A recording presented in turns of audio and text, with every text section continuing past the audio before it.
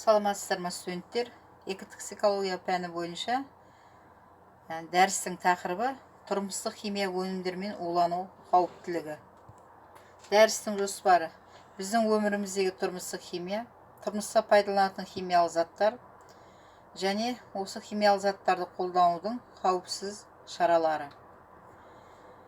Қазіргі адамның қоғам өмірінде тұрмыста көптеген химиялық заттарды кеңінен қолданады және оның кері әсерлерінде тигізуде.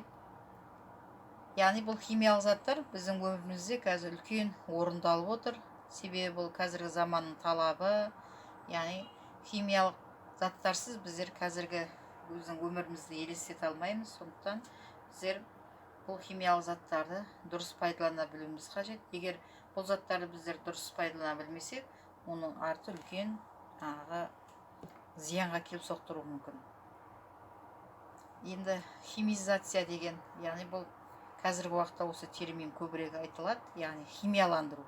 Бұл адам өмірінде химиялық заттарды дұрыс пайдалану, ережеге сәйкес қолдану. Біздер енді күнделік тұрмысымызда қолданып отырған әртүрлі химиялық заттарды, яғни пайдасын, зияндылығын, олардың қандай улық қасиеттерінің бар екендігін жақсы білуіміз қажет. Әрбір химиялық заттардың өзінің белгілі бір, яғни нұсқаулығы болады. Қауіпсіздік паспорты дейді. Мысалға, бұл қауіпсіздік паспорт деп отырғанымыз химиялық өнімнің сипаттамасы, оның қолдану кезінде қауіпсіздік шаралары туралы қажетті мәліметтерден тұратын бұл ақпараттық құжат.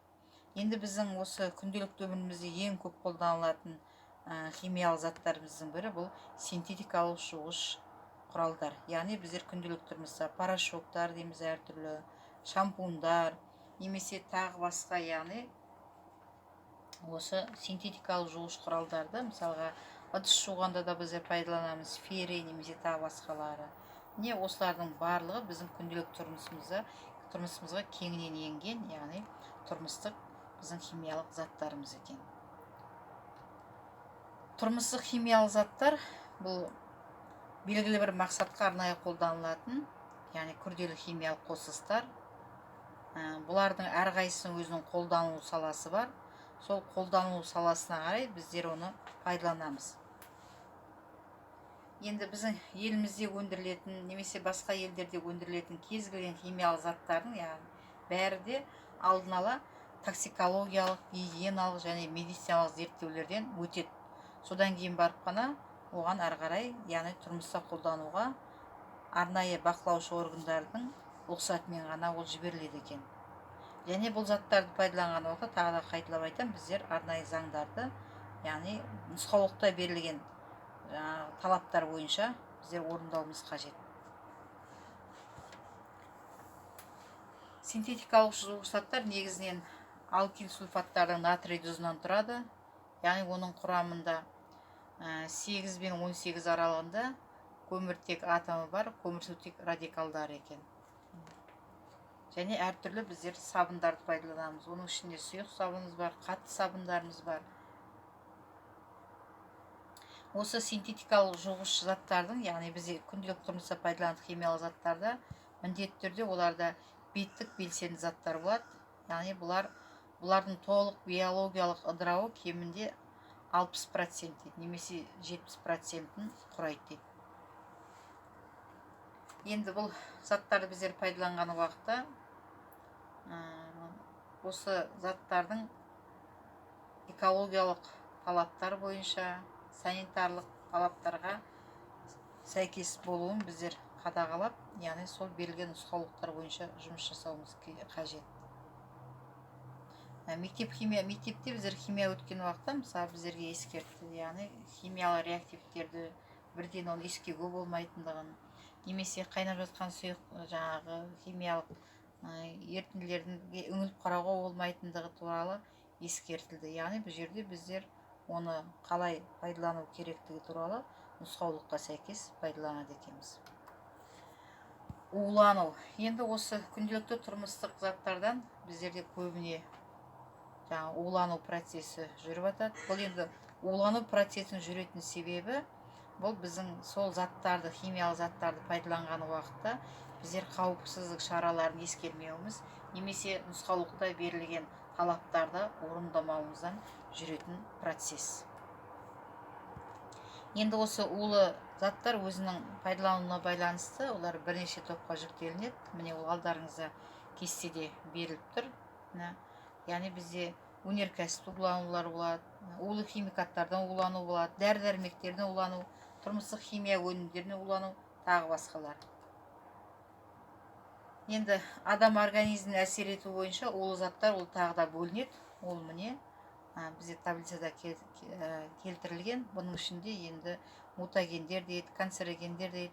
Ең көп қазір бізде осы химиялық заттардың ішінде осы мутагендер мен канцерогендер көп кездеседі екен. Бұлардың енді қандай мутагендер деп отырғанымыз бұл ағзада тұқым қуалаушылық белгілерін өзгертеді. Генетикалық код бұзатын канцерогендер бұлар ағзада әртүрлі қауіпсіздіктер тудыратын күрделі химиялық заттар болып есептелінеді екен. Енді улы заттардың таралуы бұл физикалық, химиялық қасиеттерге байланысты және суда ерігіштігі, майда ерігіштігі, әртүрлі реакцияларға, яғни белсенділігі. Улы заттардың, яғни біздер кезілген ағза, яғни улы заттармен уланған уақытта онда яғни кері процестер жүреді. Енді бұл уланудың өзінің өткір улану дейді, созылмалы улану дейді. Осындай түрлері бар. Оның ішінде енді өткір улану деп отқан ол қауіпсіздік ережелерін өрескел бұзған уақытта ол удың адамға тез арада әсер етуі және көп мөлшерде организмге енуі. Бұл енді өте ауыр жаңағы халде болады, егер дер кезінде оған көмек көрсетілмесе. Уланудың екінші түрі ол созылмалы дейді, жай білінбей өтуі мүмкін.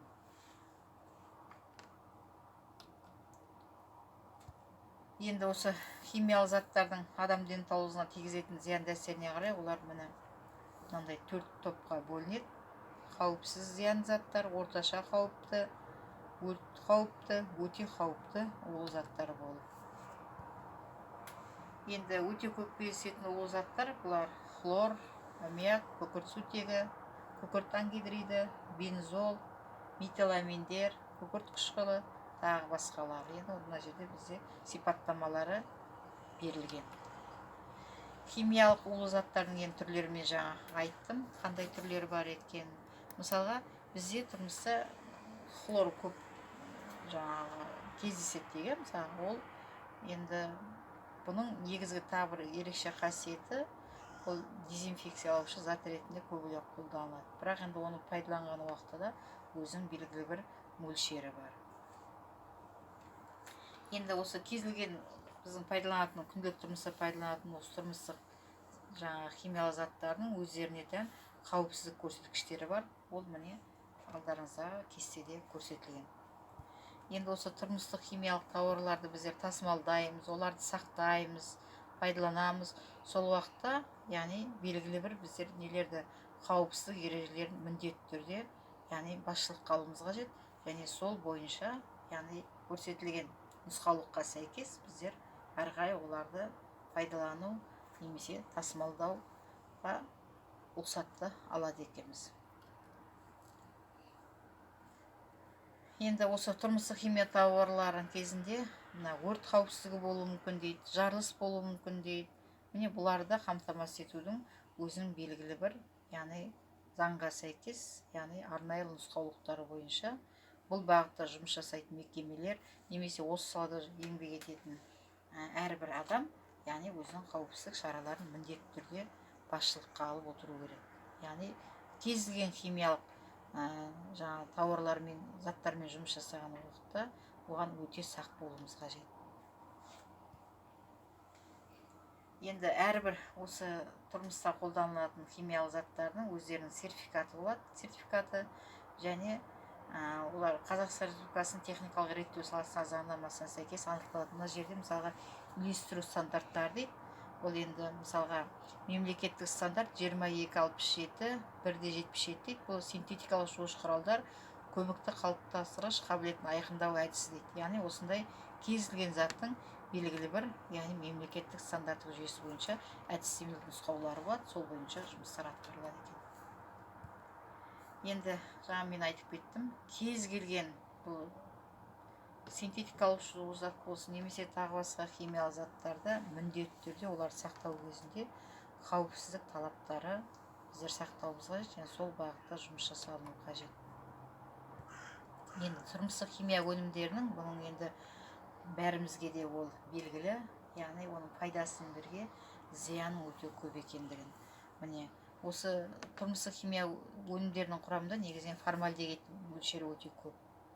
Бұл формальдегид деп отырғанымыз бұл құмырсқа альдегиді, яғни бұл егер ағзада көп мөлшерде жинақталатын болса, онда әртүрлі қатерлі ісік ауруларын тудырады. Сондай-ақ бізде күнделікті тұрмыста біздер ыдыс-аяқ жууда да осы химиялық жаңағы сұйықтықтарды пайдаланамыз. Міне олардың орнына мысалы басқа бір жаңағы майды оңай кетіретін, сумен тез шайылатын басқа бір жаңағы өнімдерді пайдалануға болады дейді. Табиғи ас содасын пайдалану дейтін. Сондай-ақ лимонды пайдалануға болады дейді. Міне және сірке суын да пайдалануға болады дейді. Енді бұның барлығы арнайы нұсқаулыққа сәйкес жүргізілуі қажет. Тұрмыста қолданылатын химиялық заттарды қолдану мерзімі оның көрсетілген, яғни әрбір заттың өзінің қолданылу уақыты бар, сол уақыт аралығында біздер пайдалануымыз қажет. Ал егер осы көрсетілген мерзім өтіп кететін болса, онда ол қолдануға жарамсыз болады екен. Не сондықтан кез келген химиялық заттардың, химиялық препараттардың немесе дәрі-дәрмектердің оның сыртында міндетті түрде тыйым салынған ескертулер жазылады. Оны біздер орындауымыз қажет. Және әрбір ережеде химиялық өнімдердің құрамы көрсетіледі. Сол құрамын ескере отырып, біздер оны әрі қарай өзіміз пайдалануымыз қажет екен. Назар қойып тыңдағандарыңызға рахмет.